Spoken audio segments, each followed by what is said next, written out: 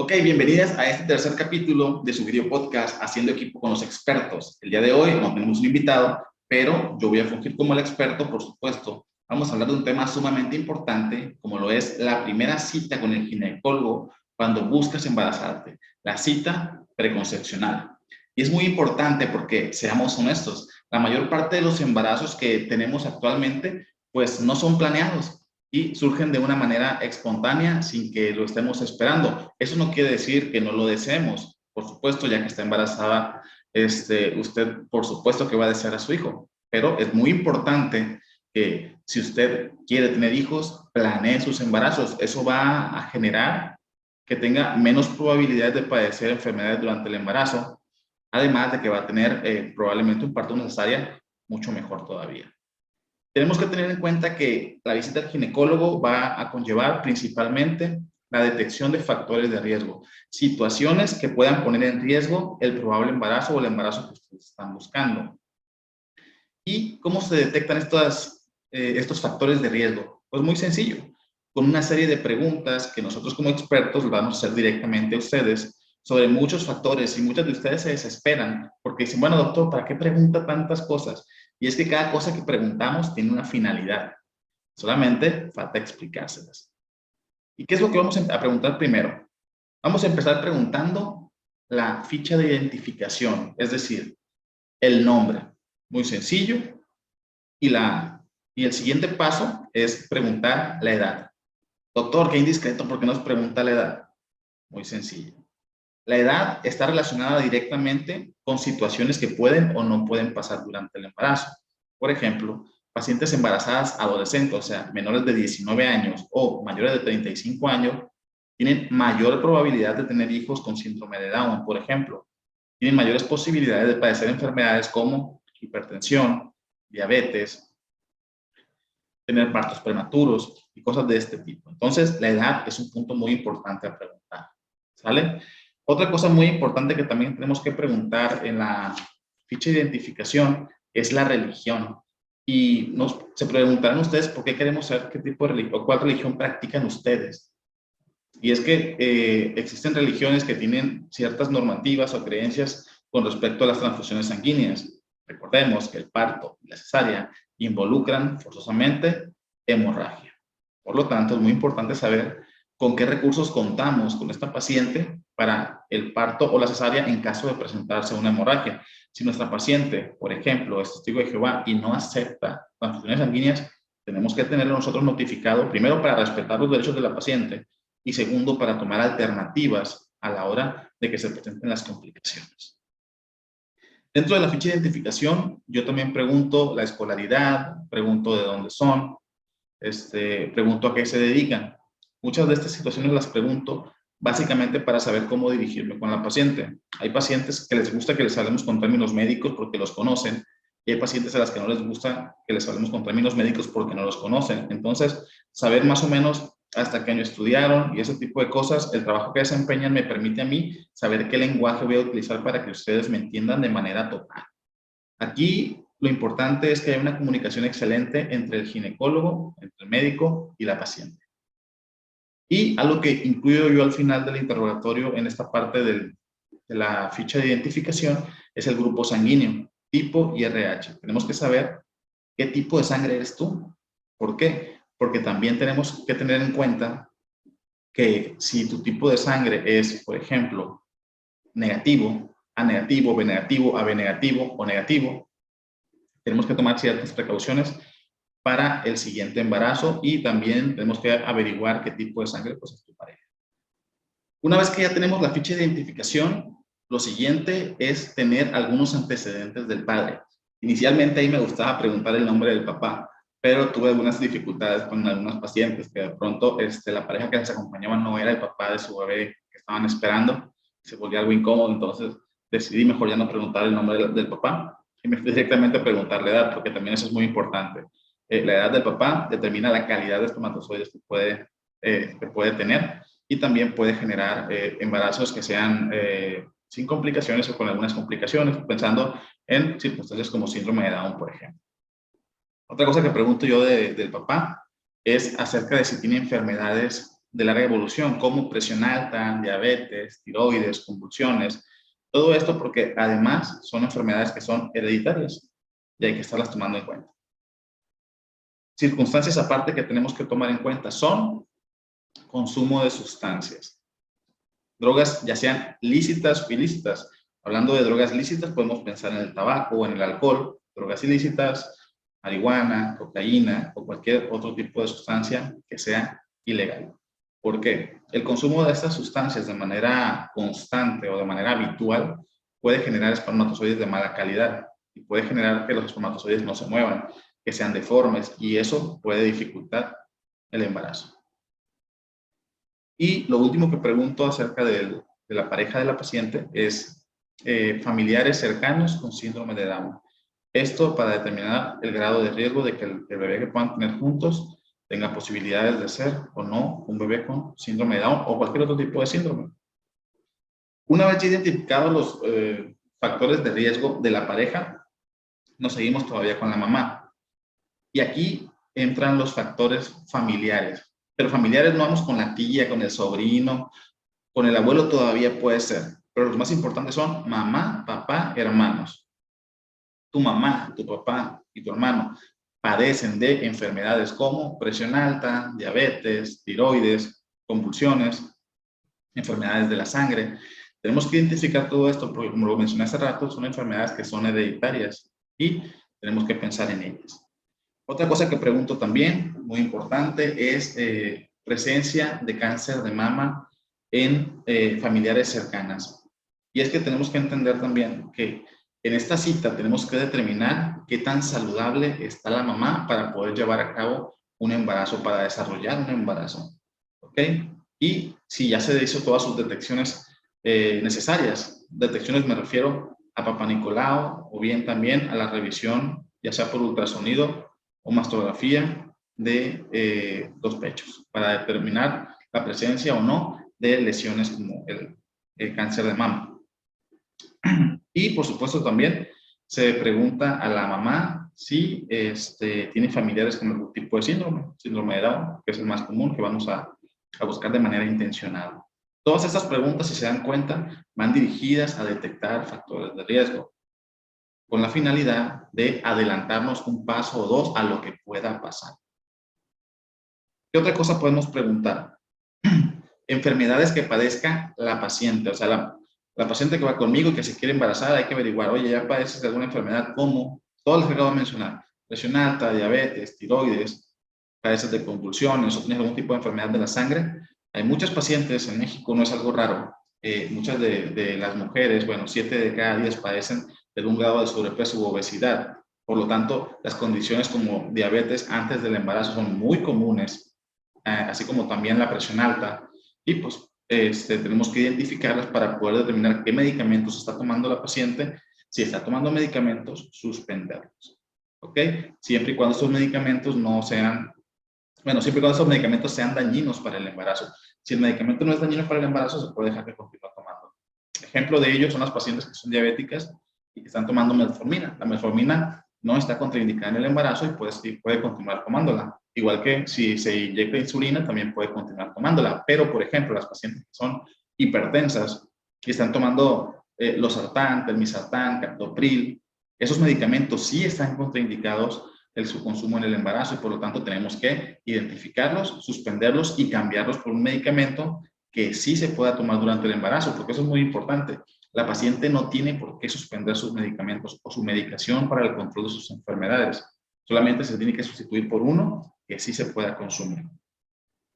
Otra cosa que también nos interesa saber durante la consulta preconcepcional es si la paciente padece de algún tipo de alergia. Puede ser alérgica a algún medicamento, ya sea aspirina, no sé, ampicilina, y qué tipo de reacción alérgica produce.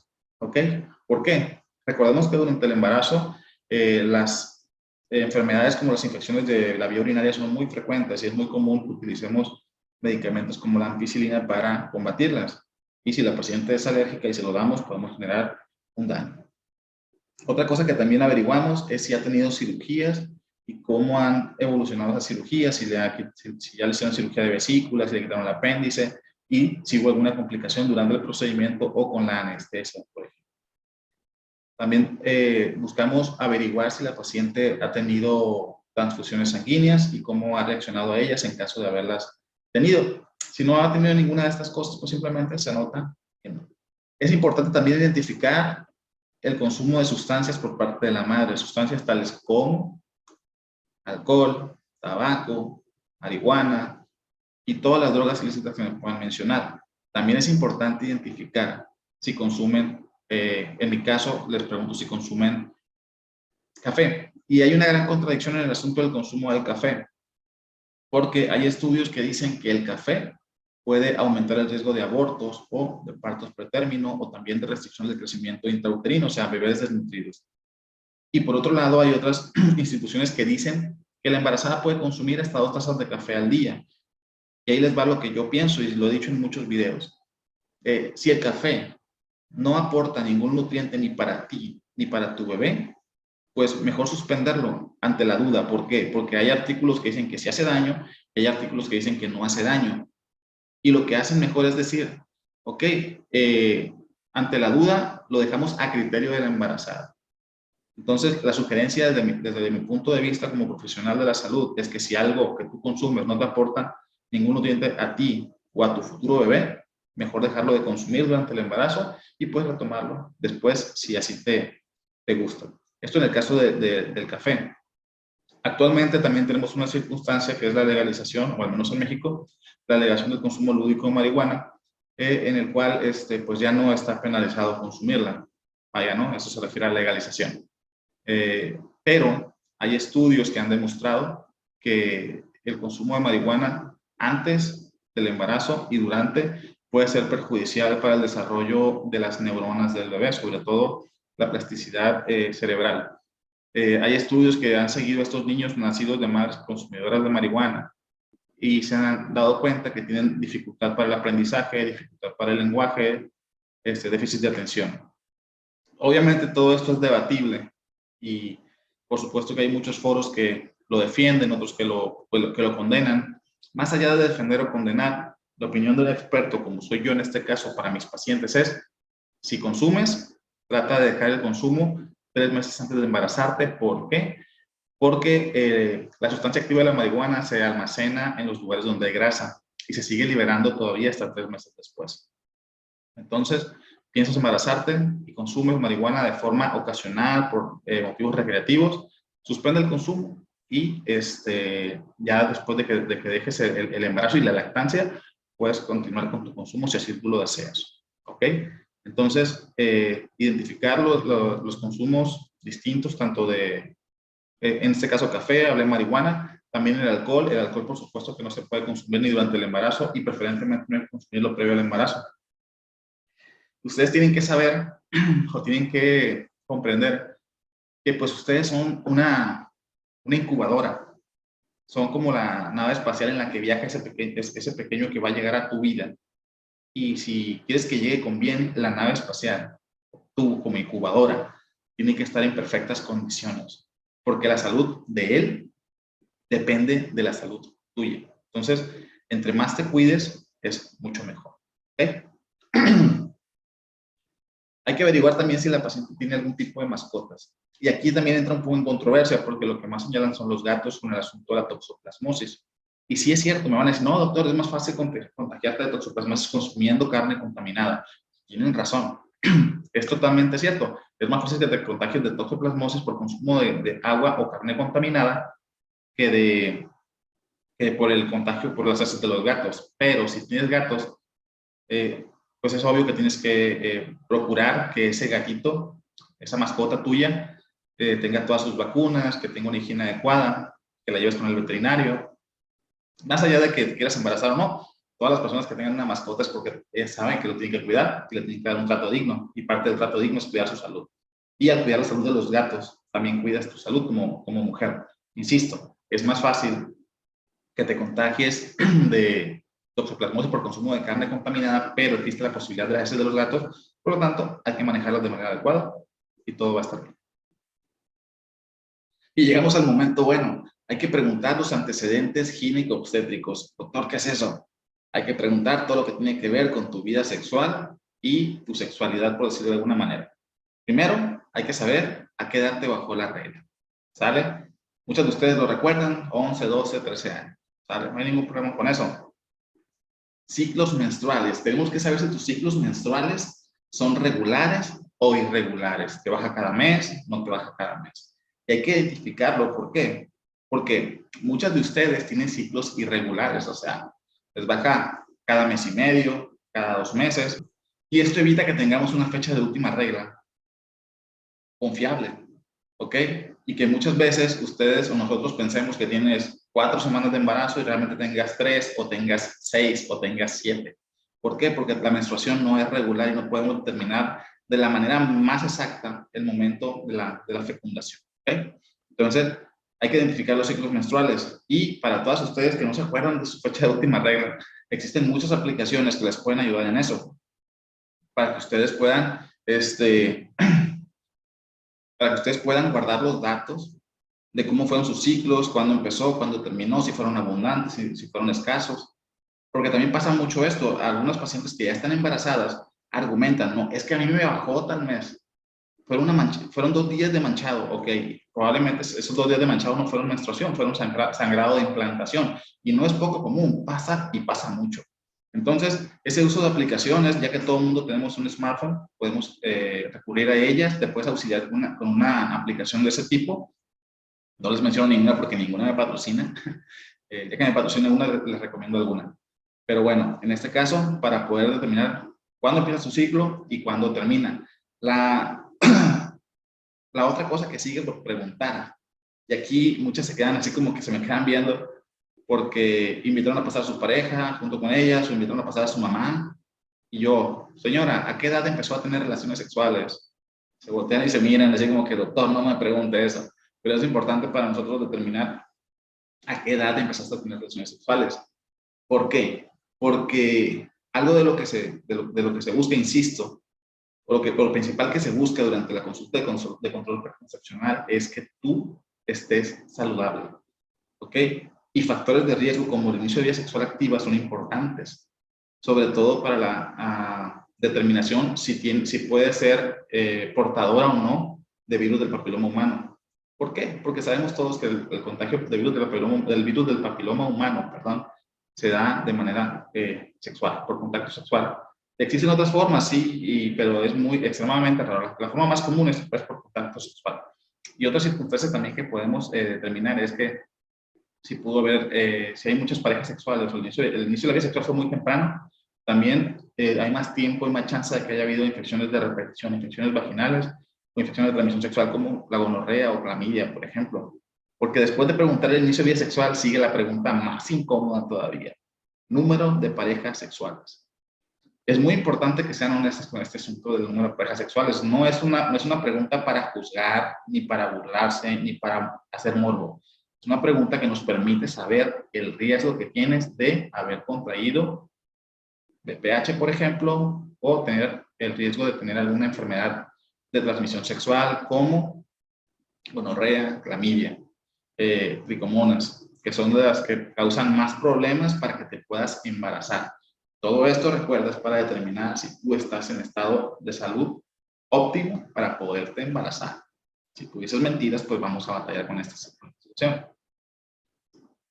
Otra cosa que también preguntas, que les preguntamos, ¿has usado alguna vez un método de planificación familiar? Y no es que los métodos de planificación familiar vayan a generar infertilidad, como mucha gente piensa, ¿no? Pues es que utilizaste mucho tiempo las pastillas y por eso ya no te puedes embarazar. Es que te inyectaste durante mucho tiempo y por eso se te dificulta embarazarte. No, no para nada. Pero sí son factores de riesgo que contribuyen a otras enfermedades que tenemos que determinar, enfermedades ginecológicas, por supuesto, ¿no?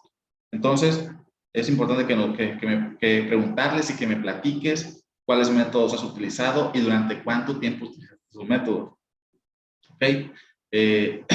Cuando iniciaste, cuando terminaste y por qué lo suspendiste. Son circunstancias que yo pregunto de manera habitual en la consulta preconcepcional. Después de ello tenemos la fecha de última regla. Y como les comento, si ustedes tienen esa aplicación, una de esas aplicaciones para poder determinar cuándo empezó tu último periodo, tu periodo menstrual, cuántos días te duró y cómo fueron las características, está súper bien. porque me atrevería a decir que, no sé, el 40% de las mujeres que yo atiendo en la institución no tienen ni idea de cuándo fue su fecha de última regla. ¿Por qué son irregulares? ¿Por qué no lo toman en cuenta? No sé, pero simplemente no se acuerdan de su fecha de última menstruación. Hay que registrarlo, es importante, porque la fecha de última regla es la forma que tenemos como primera instancia para determinar cuántas semanas tiene de embarazo tu bebé. Y al saber cuántas semanas tiene de embarazo tu bebé, podemos determinar en qué momento puede nacer, ¿ok?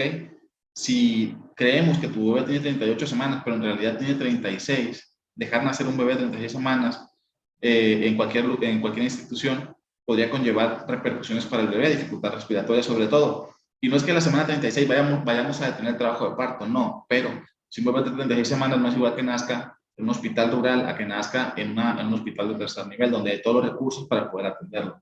Entonces, determinar fecha de última regla es importantísimo. ¿Cuál es la fecha de última regla? Es el primer día de tu último periodo menstrual. El primer día de tu último periodo menstrual. Ese es el día, esa es la fecha de tu última menstruación. ¿Ok? ¿Qué sigue de preguntar? ¿Cuántas veces te has embarazado? ¿Ok? Y ya ahí tú ya me vas a responder un embarazo, 2, 3 o lo que hayan sido y cómo finalizaron. Es decir, fueron parto, cesárea, aborto, un embarazo ectópico, una enfermedad molar.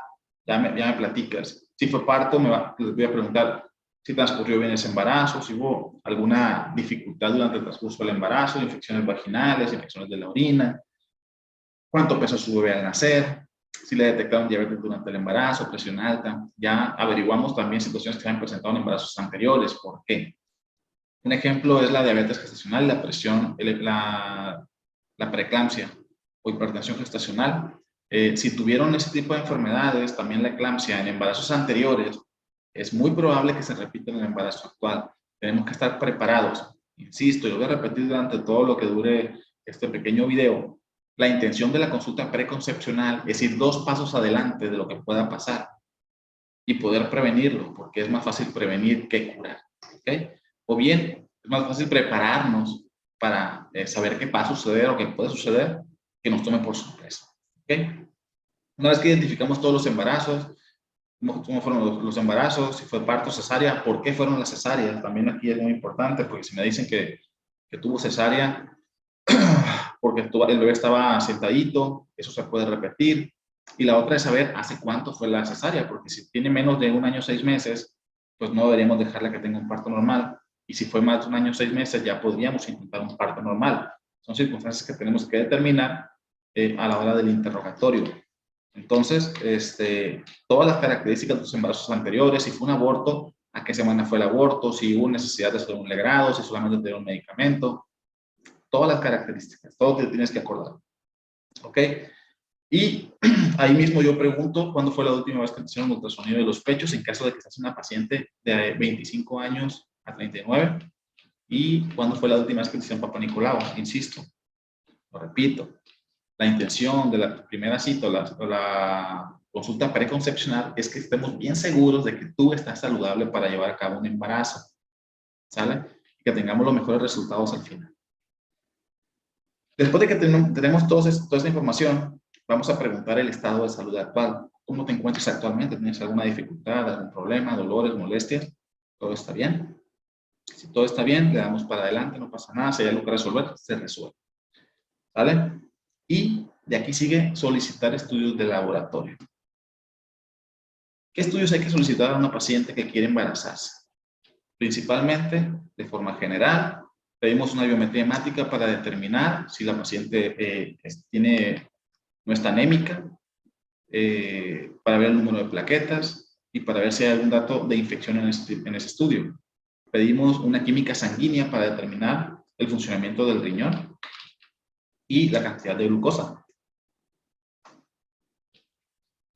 Créanmelo o no, pero hay montones de pacientes que son diabéticas y no saben.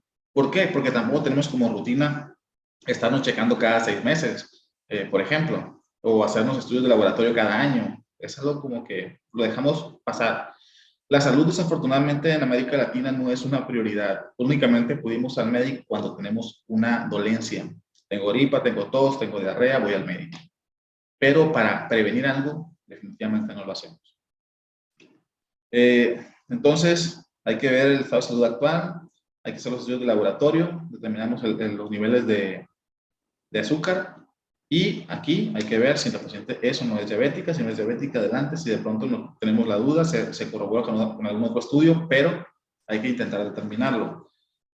Se piden estudios como VIH y VDRL, que son, pues obviamente VIH para determinar infección por el virus de inmunodeficiencia humana, y VDRL es para determinar infecciones de transmisión sexual. Una vez solicitado esto, se pide un examen general de orina para determinar si hay algún tipo de infección. Se pide también grupo IRH si la paciente no lo conoce, si la paciente no sabe su tipo de sangre, pedimos el tipo IRH también del papá para determinar si hay compatibilidad o puede haber algún tipo de problema. Y en algunas circunstancias podemos pedir funcionamiento de la tiroides. No es algo que se pide de manera regular, pero muchos lo pedimos de manera rutinaria para no dejar pasar ninguna circunstancia específica. Insisto, no es totalmente necesario, pero si lo puedes pedir, pues lo pedimos. ¿Vale? Antes de todo esto, de que hiciéramos el interrogatorio, tenemos que determinar las constantes vitales, es decir, hay que hacer la somatometría, hay que medir a la paciente y hay que pesarla. Hay que saber con qué índice de masa corporal va a empezar el embarazo. Bueno, va a empezar a intentar embarazarse. Si es una paciente que tiene algún grado de sobrepeso u obesidad, pues tomaremos cartas en el asunto. Si la paciente está en su peso ideal, vamos a continuar con la alimentación adecuada. Si está desnutrida, pues hay que dar una dieta, enviarla a nutrición en realidad para que ellos se encarguen de aumentarla de peso o de ayudarla a aumentar de peso y poder iniciar el embarazo de una manera lo más saludable posible. Se toma la presión para determinar también cómo es que la paciente maneja la presión desde antes de estar embarazada. Y es que muchos pacientes, sobre todo las mujeres, entre más pequeñas sean, manejan presiones muy bajas, o bajas, presiones bajas, 160, 110, 70, y esa es su normalidad, no pasa absolutamente nada, ¿sale? Pero de pronto en el embarazo, la presión sube a 120, 80, y nosotros pensamos, bueno, es que está dentro de límites normales todavía, pero para ella ya la presión se está subiendo, porque ella no estaba manejando presiones de esa manera, las estaba manejando más bajas. Y podemos diagnosticar de manera más temprana y oportuna, o sospechar de manera más temprana y oportuna enfermedades como la preeclampsia. Entonces, determinar cuánto tiene de presión arterial la paciente antes del embarazo es crucial. ¿Ok? Ya identificamos el peso, o sea, el índice de masa corporal, peso talla para hacer el índice de masa corporal, para determinar si la paciente padece de obesidad o sobrepeso, y también la presión arterial para determinar si la paciente es hipertensa antes de estar embarazada, o bien para determinar cómo maneja las presiones ella y estar atentos a cómo se comportan durante el embarazo cuando ya lo consigue. ¿Ok? Frecuencia cardíaca, frecuencia respiratoria, temperatura. Ahorita la temperatura es algo que se tiene que tomar de manera obligatoria porque pues estamos en el asunto de COVID y pues sabemos que esta enfermedad puede producir también fiebre. Y mencionando COVID, hay que preguntar si la paciente pues ya está vacunada y cuántas dosis han sido administradas para que sepamos si ya tiene anticuerpos contra esta enfermedad. Súper importante que las pacientes empiecen el embarazo vacunadas, pero si no están vacunadas, se pueden vacunar durante el embarazo, no pasa absolutamente nada, de acuerdo a los estudios que se han realizado hasta el momento. ¿Okay? Entonces, estado de vacunación también es importante saberlo. Y una vez terminado todo esto, determinado todo esto, supieron los estudios y esperamos resultados, pero mientras tanto, ya la paciente nosotros le mandamos a tomar ácido fólico y vitaminas del complejo B. Está estudiado que el consumo de vitaminas del complejo B antes del embarazo ayuda a disminuir la intensidad de las náuseas y los vómitos en el inicio del embarazo. Entonces es una buena idea dar este tipo de vitaminas. Y el ácido fólico es importante darlo 3 meses antes del embarazo. ¿Por qué? Porque así se llenan los depósitos y cuando el bebé, cuando el embarazo se da, toma esos depósitos y forma todo el tubo neural, médula espinal y cerebro del bebé. De las principales dificultades que se presentan por la falta del consumo de ácido fólico son defectos del tubo neural, se le llama espina bífida, por ejemplo. Y me van a decir, no, doctor, yo no tomé ácido fólico nunca en el embarazo, yo me embaracé de casualidad y mi bebé nació normal. Sí. Generalmente la medicina basada en evidencia habla de números grandes, no habla de ti en específico. Habla de volúmenes grandes, no sé, 100,000 pacientes, 1,000,000 de pacientes. Entonces se ha visto que en esos volúmenes grandes, 100,000 pacientes, obviamente tú no las conoces a todas, un porcentaje grande que no consumió ácido fólico, sus bebés tuvieron problemas de malformaciones del tubo neural, y fue porque no consumieron de manera adecuada cantidades suficientes de ácido fólico. Entonces, recuerden esto, la medicina basada en evidencia de eso se trata, de volúmenes grandes de pacientes. La medicina basada en evidencia no habla de ti, ni de tu comadre, ni de tu familia en específico. Habla de volúmenes grandes y habla de riesgos. Aumenta 30% el riesgo, todavía queda el 70% de que no pase nada. Entonces, eso se trata de la medicina basada en evidencia. Es importante también que la pareja de la paciente empiece a consumir ácido fólico porque eso fortalece la calidad de los espermatozoides y eso va a facilitar el embarazo. En resumen, la primera cita, la cita preconcepcional, tiene como finalidad detectar factores de riesgo. Si hay algo que resolver, resolverlo. Si hay algo que prevenir, prevenirlo. ¿Ok? Y que el embarazo se pueda gestar o se pueda dar de la manera más saludable para que tenga la mayor cantidad de posibilidades de tener éxito. Y siempre hay haters y personas que van a comentar, no, doctor, yo me preparé así, de todos modos, en los primeros 4 semanas, aborté. Sí, el aborto, y aprovecho la oportunidad para mencionarlo, es algo que se ha presentado siempre, ¿no? Que siempre se ha generado. 3 de cada 10 embarazos que se generan terminan en aborto por malformaciones incompatibles con la vida, por infecciones de la vía urinaria, por ejemplo. Entonces, ese número no ha aumentado ahora a colación de la vacunación por COVID. El número sigue siendo exactamente el mismo. Entonces, es cierto que si ustedes van a una cita preconcepcional, no les garantiza al 100% de que su embarazo va a ser exitoso, pero sí aumenta las posibilidades de que tenga éxito. ¿Sale? Ustedes pueden ver que muchas de las famosas pasan su embarazo o aparentan pasar su embarazo de una manera muy tranquila, muy relajada, pero es porque esas personas, y digo ellas porque ellos lo publican y lo presumen, esas personas se preparan, esas personas llegan al embarazo con una rutina de ejercicio, llegan al embarazo con un peso ideal y sobre todo llegan al embarazo deseándolo y planeándolo. ¿Ok? Eso permite o da más oportunidades de que tú puedas disfrutar tu embarazo y de que tu embarazo no se convierta en una enfermedad total y que de repente no podías hacer absolutamente nada. Me pasa mucho que pacientes me preguntan, doctor, tengo 3 de dilatación, o sea, ya hablando al final del embarazo, y no aumenta, ¿qué hago? Yo te digo, oye, haz sentadillas de sumo. Y ustedes me dicen, doctor, apenas me puedo mover. Sí, es porque durante todo el embarazo y seguramente previo al embarazo nunca en tu vida te has movido. ¿Vale? El ejercicio, tomándolo en cuenta como una actividad esencial para el ser humano, ayuda a que tú durante el embarazo puedas seguirte moviendo y por supuesto que si te moviste durante el embarazo con un curso psicoprofiláctico adecuado, te van a decir cómo te vas a seguir moviendo todavía durante el trabajo de parto cuando estás dilatando. Y van a decir que es mentira, pero sucede, es la realidad. Muchas mujeres que hacen sus cursos psicoprofilácticos están teniendo sus contracciones y en el ínter entre una contracción y otra hacen una sentadilla y eso aumenta las posibilidades de que su parto sea más rápido y sea más saludable. Entonces, prepararte para el parto, bueno, prepararte para embarazarte inicialmente es súper importante para que puedas vivir un embarazo saludable. Y puede ser que aunque te prepares no vivas un embarazo saludable, pero es porque así te tocó.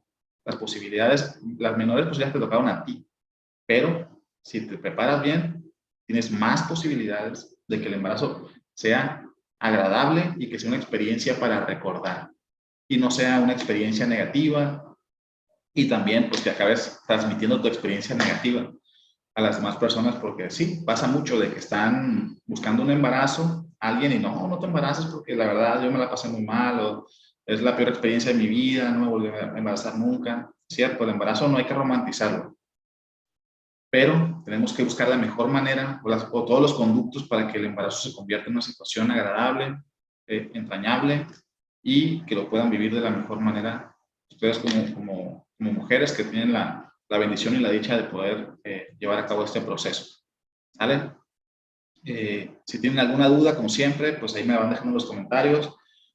Próximamente vamos a tener la visita en el programa, ahora sí, con un compañero de experto, de biólogo de la reproducción, perinatólogo. Estamos buscando la entrevista también con un anestesiólogo para que nos hable acerca de la analgesia obstétrica y todas las dudas que pueda haber acerca de la anestesia, alguien de nutrición también. Esperemos que este pequeño video podcast siga creciendo, podamos seguir haciendo capítulos, que ustedes se sigan informando. El del día de hoy, por ejemplo, para ustedes tiene la ventaja, si ustedes lo escuchan del minuto 1 hasta el último minuto, tienen la oportunidad de evitarse la cita de control preconcepcional, porque ustedes solas pueden ir identificando sus factores de riesgo y llegar a la consulta ya con los estudios de laboratorio realizados. ¿Sale? Esto va gratis de parte del doctor Guerrero para ustedes. Les agradezco mucho por haberme escuchado y nos vemos pronto en otro video podcast de Haciendo Equipo con los Expertos. Hasta la próxima.